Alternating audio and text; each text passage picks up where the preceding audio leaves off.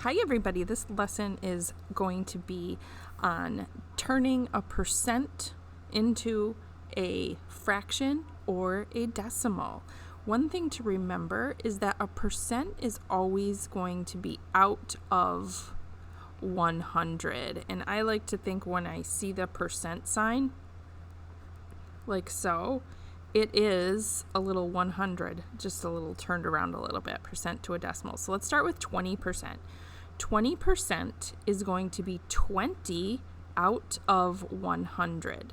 20 divided by 100 is 0.20. So that's how we get from our percent to our decimal. Every percent, you can rewrite it as a fraction out of 100. So 15% is going to be 15 over or out of 100, or 0.15. You can think about this also as dividing by 2, or not dividing by 2, dividing by 100.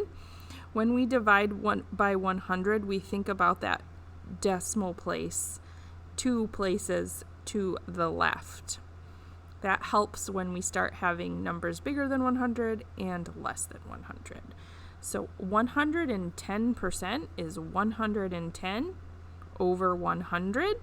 Or if you think about where that decimal place is, 2 places, that's going to give you 1.10 as a decimal. You can always have a percent bigger than 100. It's just going to be a number bigger than 1. 2%. 2% is 2 over 100.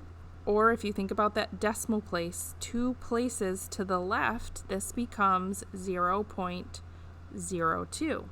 Last but not least, you can also have a percent that is in decimal form already, but it's still, this would be 0.05 over 100, or taking that decimal place 2 places to the left, so your decimal becomes 0.0005.